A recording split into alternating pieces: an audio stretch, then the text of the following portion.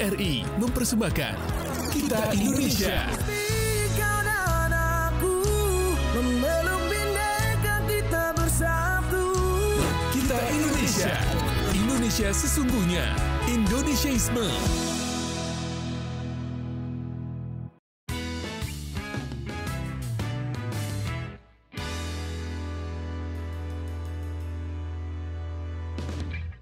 Hai teman Pro 2, kembali lagi kita di acara podcast Kita Indonesia. Kali ini bersama Kak Herwin yang akan memandu acara ini. Nah, hari ini kita tuh kedatangan tamu yang spesial, yaitu Kak Stephen King Gantare. Biasanya dipanggil Kak King. Oke, mungkin bisa kenalkan sedikit nggak Kak? Kakak King ini, panggilan Kak King ya? Iya. Kak King ini berasal dari mana atau sedang dari, ya identitas Kak King lah, kurang lebih seperti itu bisa dijelaskan sedikit ke teman-teman Pro 2 kita. Oke, halo teman Pro 2. Oke, perkenalkan nama saya Stephen King Nicolaus Gantare. Nah, untuk panggilan sehari-hari biasanya teman-teman atau orang tua memanggil saya itu dengan Kak King atau King saja. Nah, saya berasal dari Kabupaten Kepulauan Sangihe.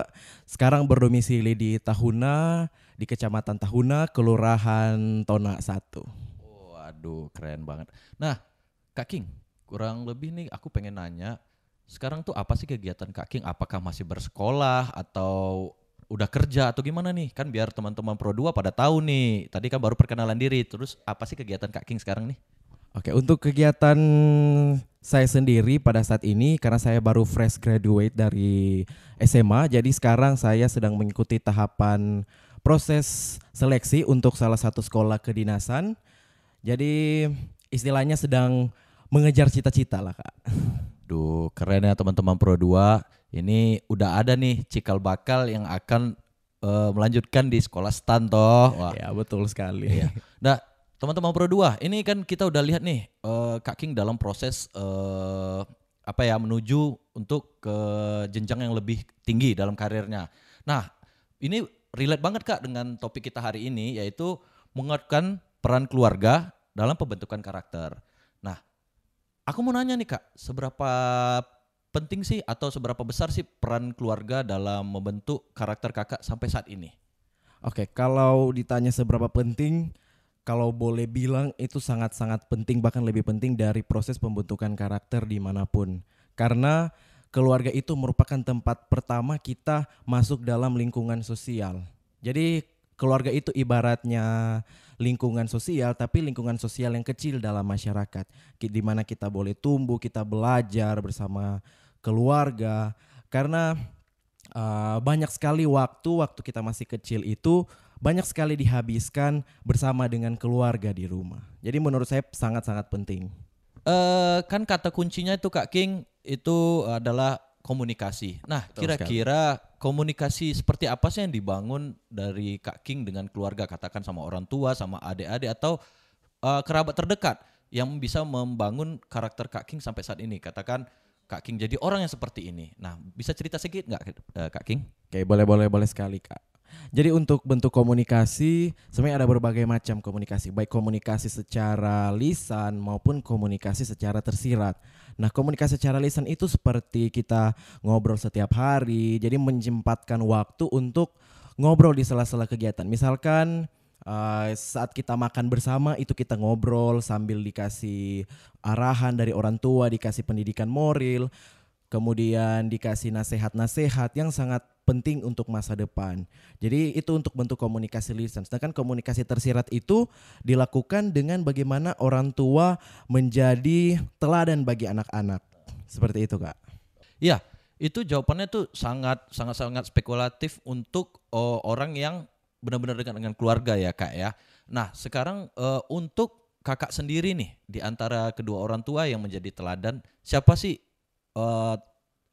peran sentral atau peran favorit, katakan apakah ayah atau kak ibu yang biasanya lebih dekat tuh dengan Kak King? Pasti kan kita nggak bisa jadi dekat dua-duanya, tapi kalau aku pribadi sih cenderung pasti memilih salah satu Kak. Nah, kalau dari Kak King siapa nih peran yang lebih aktif lah, katakan seperti itu, bukan membanding-bandingkan, tapi kayaknya yang lebih dekat sama Kak King, yang lebih mudah berkomunikasi. Oke, kalau yang ditanya seperti ini untuk milih sebenarnya susah Kak. Cuman kalau saya rasa sendiri yang lebih dekat secara mungkin lebih komunikatif atau mungkin lebih gampang face to face atau heart to heart itu mungkin lebih ke mama saya sih Kak. Ya, karena mitosnya Kak kan kalau laki-laki ini lebih gampang bercerita dong sama ibu dan kebalikannya kalau iya, perempuan benar. ya pernah ada mitos kayak gitu toh? Iya pernah Kak. Oke. Nih, kata-kata dari Kak King tadi ya mengenai kan orang tua menjadi teladan. Nah, kata-kata apa yang paling Kak King ingat nih? Katakan nilai moral apa yang selalu paling ditanamkan sama orang tua? Bisa katakan kejujuran kah? Harus disiplin kah? Atau apa yang bisa menjadi peran penting dalam pembentukan karakter Kak King sekarang? Oke, untuk satu kata atau kalimat lah yang dilontarkan oleh mama papa saya kepada saya yang saya memang ingat sampai sekarang tentang pendidikan moral adalah tetap utamakan attitude nomor 1. Jadi walaupun kita itu pintar, kita kaya, kita ganteng, kita cantik, tapi jika kita tidak imbangi dengan attitude itu sama aja nol. Jadi itu yang memang saya ingat. Jadi memang attitude itu nomor 1. Yang lain itu nanti menyusul lah Kak. Iya bener sih. Karena kalau kita tuh udah punya attitude yang baik, pasti itu nilainya lebih punya valuable lah ya Kak ya, di betul masyarakat. sekali, lebih ya. valuable. Nah menurut Kak King ya, ini kan kita sudah tadi kan mempelajari dari banyak hal, dari banyak sektoral untuk bagaimana sih karakter Kak King tuh dibentuk, katakan dari keluarga tadi, komunikasinya bagus, ininya bagus dan udah dapat banyak pelajaran. Peran introspeksi diri dari Kak King, apakah keluarga itu ada juga mengintrospeksi karakter-karakter kita yang negatif gitu. Jadi kan kalau tadi kan cuma memberikan wejangan toh, itu kan masukan, tapi ini langsung menilai aktif nih. Oh, kamu ini seperti ini, kamu ini seperti ini, harusnya lebih baiknya seperti ini. Adakah komunikasi itu dibangun Kak? Baik, kalau misalkan untuk introspeksi diri tentunya ada Kak. Tapi tergantung dari apa yang menjadi kesalahan kita. Jadi kalau misalkan kesalahan kecil mungkin akan diintrospeksi seperti kayak, oh kamu nggak boleh kayak gini, nantinya kan berdampak kepada orang lain, nggak boleh begini karena nantinya akan begini. Tapi jika itu sudah lebih dari batas wajar, biasanya itu orang tua aku kayak langsung diam, memang nggak ngajak ngobrol sama sekali, langsung diam tiba-tiba, terus langsung pada saat itu aku langsung sadar kayaknya aku bikin something yang wrong di sini. Jadi aku langsung kayak introspeksi diri, diem, refleksi kayak apa ini yang gue bikin, apa ini yang aku bikin sehingga boleh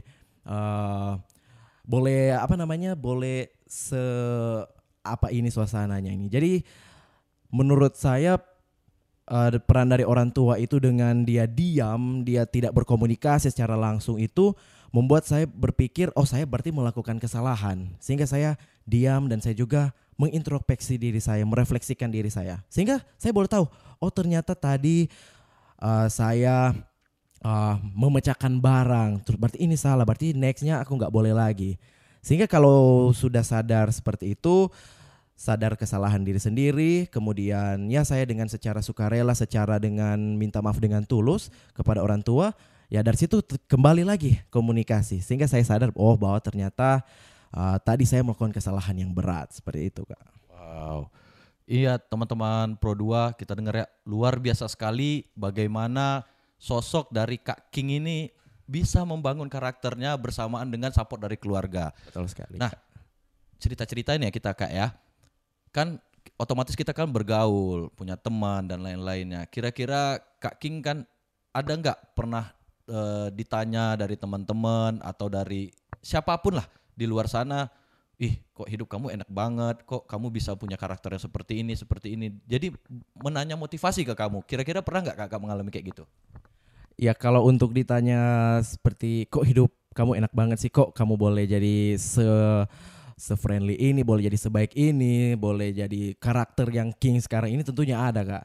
Dan banyak sekali orang, apalagi orang yang baru ketemu sama saya. Kayak mereka langsung menaruh first impression yang memang luar biasa baik kepada saya. Dan tentu itu saya sangat bersyukur tentunya. Jadi sering sekali ditanya Kak. Wah itu memang apa ya, berarti Kak King ini bukan cuman inner beauty tapi outer beauty juga dong ya kan. Siap. Nah Kak King kayaknya kan kalau berhubungan dengan karakter itu juga kita harus nggak cuma berbicara tentang diri kita nih. Dari tadi kita kan membahas tentang pribadi kita aja. Nah Kak King memandang nih seberapa baik atau seberapa jelek, ya ini subjektif ya, tapi kita subjektif. bahas santai dong biar teman-teman Pro 2 nih, kita kan ngobrol Betul sekali, sama teman-teman Kak. Pro 2 ya. Siap. Jadi kayak generasi muda sekarang kalau menurut Kak King itu lebih mengarah ke arah yang positif atau mengarah ke arah yang negatif? Ini ya subjektivitas, tapi ya Betul. kita kan bahas pembahasan ya namanya anak muda, karakter. Menurut Kak King gimana nih? Apalagi sosial media ini gampang nih sekarang kita mentres. Oh kayak gini. Kira-kira menurut Kak King seperti apa? Oke, baik. Kalau untuk generasi muda saat ini mungkin mereka lebih ke arah negatif sih Kak, karena saya melihatnya. Karena banyak sekali generasi muda sekarang ini sudah tidak terlalu memikirkan tentang attitude, karakter, dan sosialitinya. Tapi kebanyakan sekarang ini mereka lebih mengutamakan outer beauty mereka, penampilan mereka, paras mereka, sehingga mereka melupakan bahwa salah satu beauty lah yang paling penting itu harus inner beauty. Jadi menurut saya lebih ke arah negatif sih Kak dia kalau generasi sekarang ini. Oh ya benar sih, karena kalau kita lihat di sosial media itu ya apalagi kemajuan teknologi yang udah berkembang sangat pesat. Betul sekali. Dan hampir dimanapun siapapun itu bisa ya kita di online kan seperti itu ya Kak ya. Nah menurut Kak King, apakah itu ada juga nih efek dari keluarga yang mungkin tidak mensupport? Ya mungkin kita nanti akan sapa papa-papa atau mama-mama teman-teman Pro 2 ya untuk lebih, mungkin kita sama-sama menjaga, bukan berarti sebagai anak muda kita selalu oh ini kita yang benar loh, orang tua yang benar loh, tapi kan kita ngobrol nih gimana nih karakter kita sama-sama merubah ke arah yang lebih baik. Jadi menurut Kakak ada nggak ya karakter mungkin karena sekarang komunikasi itu udah jarang antara anak ke orang tua atau kita ke keluarga, kurang lebih seperti itu. Ada nggak menurut Kak King? Oke, untuk dari berdasarkan fakta lapangan, banyak sekali teman-teman saya yang mengeluh kepada saya bahwa kok kamu sama orang tua boleh sekomunikatif itu, boleh seterbuka itu kepada orang tua. Sedangkan dia bandingkan dengan diri dia sendiri, kalau misalkan setiap dia pulang ke rumah itu sudah tidak terjadi komunikasi yang efektif lagi dengan orang tuanya. Seperti contohnya dia datang ke rumah sudah menemukan orang tuanya sudah dengan gadgetnya masing-masing. Sehingga ya perkembangan zaman dan perkembangan teknologi saat ini juga memberikan dampak positif tapi juga memberikan dampak negatif kepada keluarga tentunya. Seperti itu Kak. Iya sih. Kadang teman-teman Pro 2 kita sendiri ngumpul di tongkrongan, jangankan ke keluarga ya, tongkrongan aja pada sibuk sama gadget. Iya, padahal sebelumnya janjian tapi sampai di tongkrongan udah pada sibuk sama handphonenya masing-masing. Bener. Tapi Kak, ini ada didorong dengan rasa malu nggak ya? Karena kan gini ya, kita kan sudah pada menganggap diri kita sudah dewasa nih, atau udah di batas antara remaja menuju dewasa. Menurut Kakak, itu bisa timbul karena rasa malu nggak ya? Karena kan kalau kita kecil dulu mah masa bodoh kalau mau dekat, mau katakan mau sama orang tua, ibu atau bapak kita, mama atau papa. Tapi kan kalau sudah semakin dewasa, ya aduh malu ya nanti dilihatin orang. Padahal komunikasi itu kan yang kita bahas saat ini kan penting.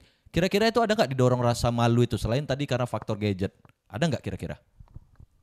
Baik, kalau misalkan faktor rasa malu, karena saya juga pernah rasa malu.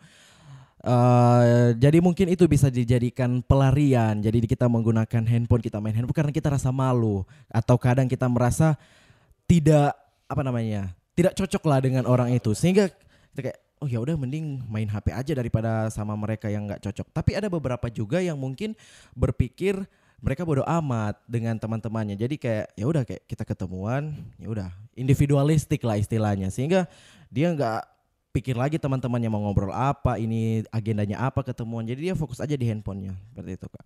Oh gitu ya Kak ya.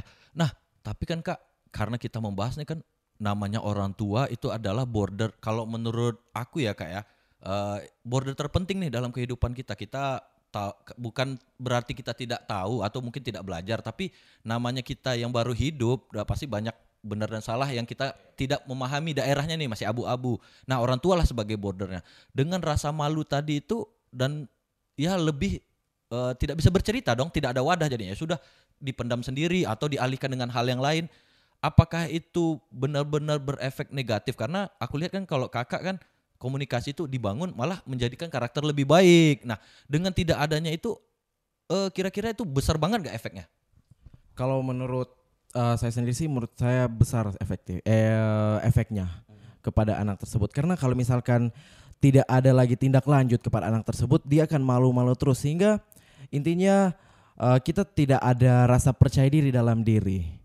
Sehingga kalau misalkan tidak ada komunikasi yang lebih efektif lagi, kemudian tidak ada lagi hubungan yang erat dengan baik keluarga maupun teman-teman, menurut saya itu akan merubah moral dari seseorang, akan merubah karakter, kebiasaan yang lebih tertutup, Kak. Seperti itu. Iya, teman-teman Pro 2 mungkin yang kita perlu dengarkan tuh kira-kira saran dari Kak King nih ke teman-teman Pro 2. Gimana sih biar nggak malu komunikasi sama orang tua, dan mungkin juga mama papa teman Pro 2 nih juga ya kalau di rumah mungkin ya ayo kita cerita lagi, bangun lagi ini ya, mungkin ya kita nggak tahu ya kondisi orang berbagaimana. Contohnya sama Kak King komunikasi terbangun, tapi mungkin adakah saran ya kepada teman-teman Pro 2 di yang lagi nonton nih. Nah, ayo kalau yang kita yang sebagai anak sebagai ini, ayo komunikasi lagi dengan keluarga tuh. Kira-kira gimana cara membangunnya? Ada nggak trik-trik tertentu?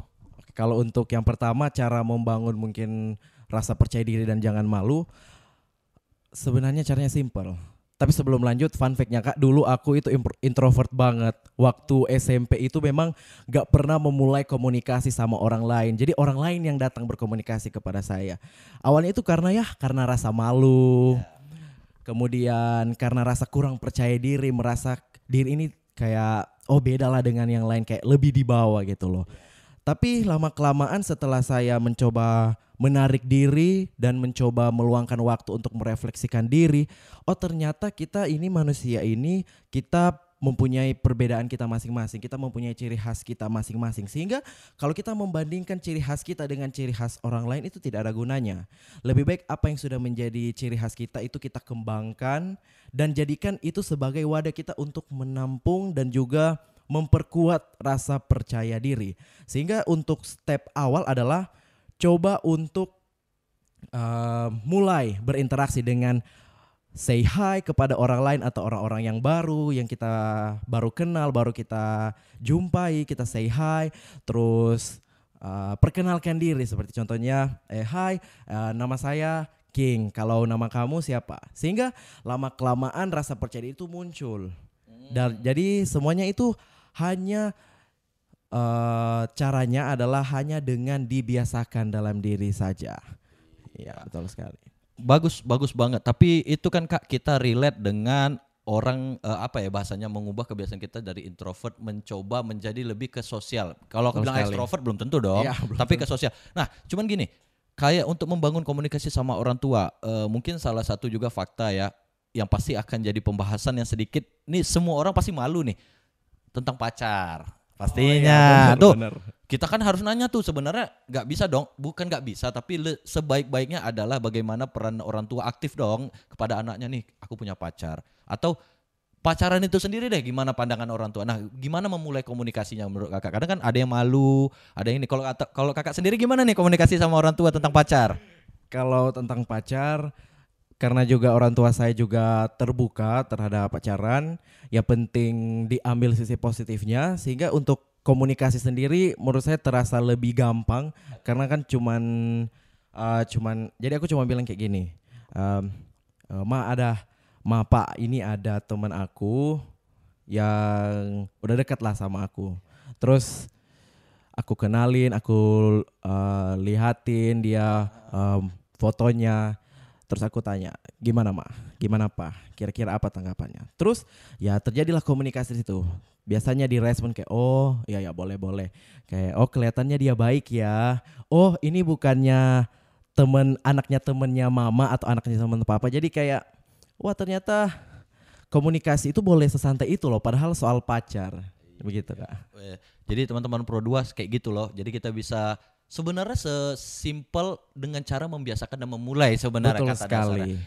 Nah, teman-teman Pro 2, jadi kita kan udah panjang lebar nih cerita dari Kak King mengenai karakter, mengenai hal-hal yang berbasis bagaimana kita berkomunikasi lebih baik ya Kak King untuk membangun karakter kita. Nah, kira-kira Kak King gini, dari pandangan Kak King terhadap keluarga gitu, terhadap saudara-saudara kita yang ada di rumah gitu, Kak King gimana sih memposisikan diri?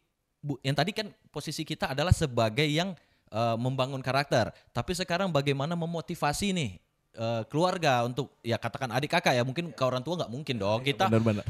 Kita mah lebih mendengarkan kata-kata mereka gitu. Iya, betul, nah, betul. kalau untuk saudara-saudara kurang lebih Kak King biasanya kalau ke saudara baik adik, kakak, sepupu dan lain-lainnya itu membangun komunikasinya untuk memotivasi mereka. Katakan mengintrospeksi dan lain-lainnya, itu ada nggak Kak King lakukan atau bagaimana lah cerita dari Kak King sendiri?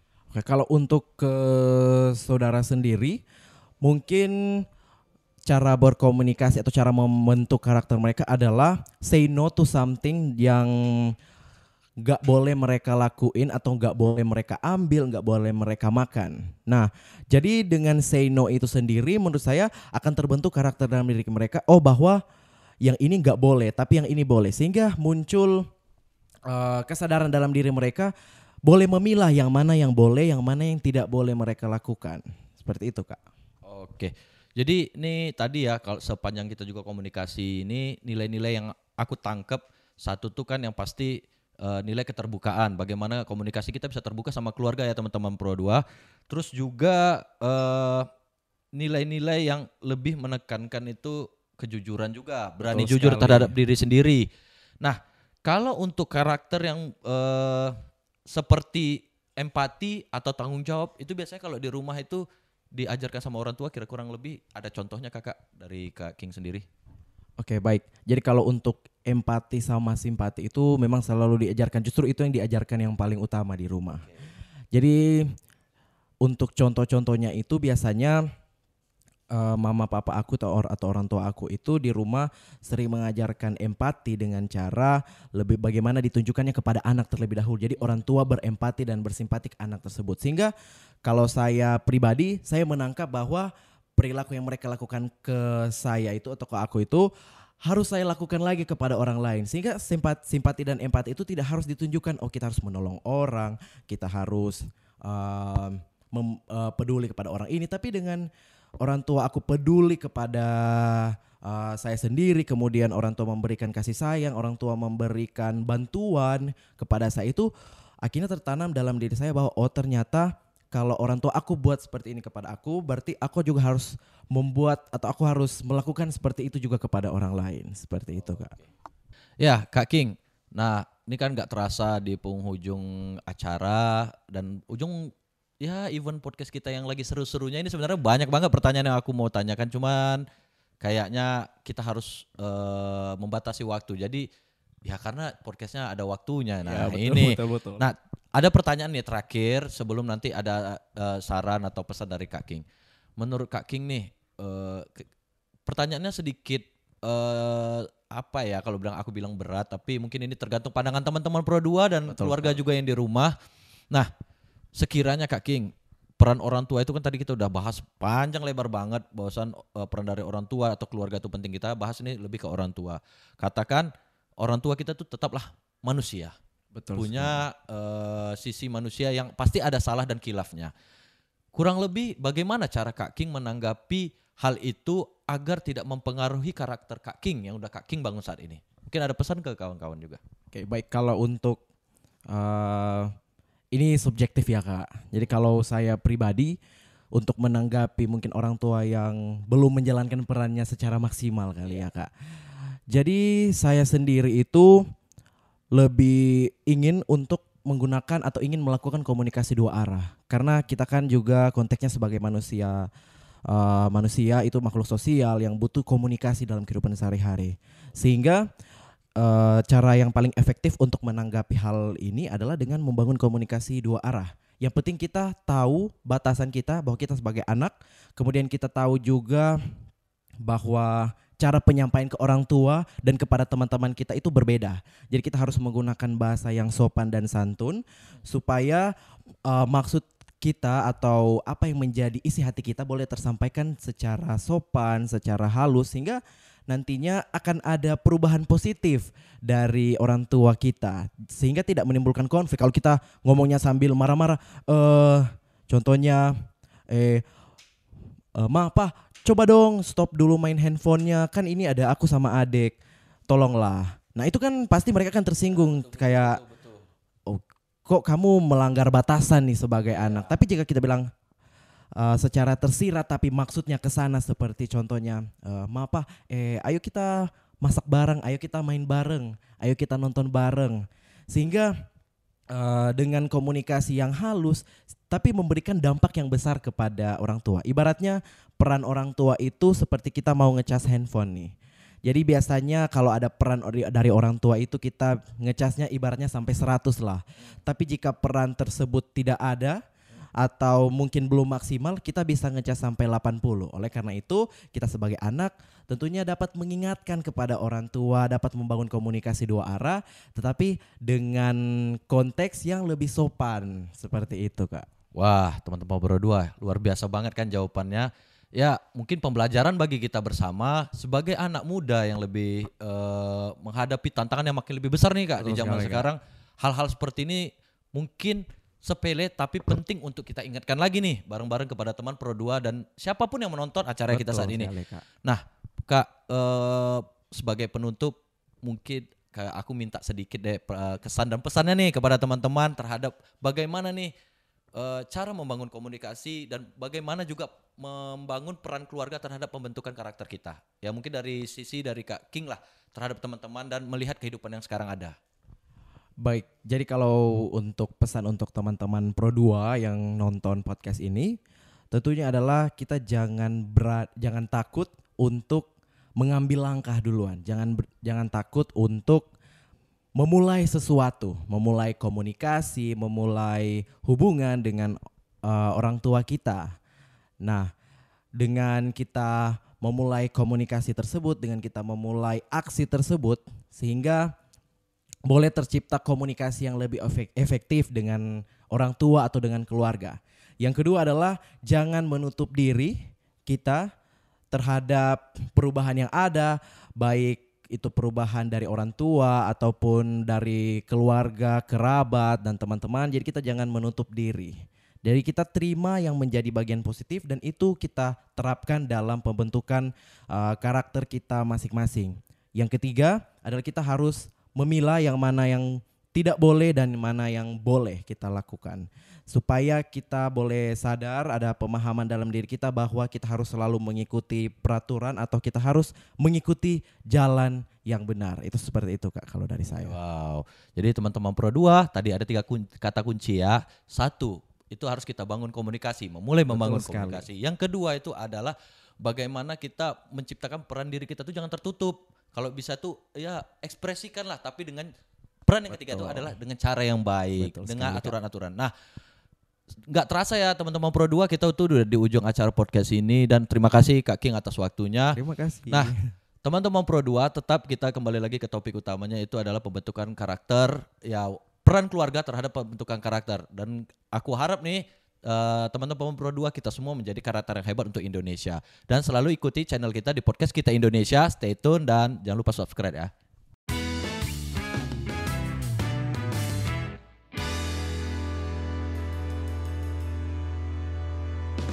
Kita Indonesia. Kau dan aku memeluk bineka kita bersatu. Kita Indonesia. Indonesia sesungguhnya. Indonesiaisme.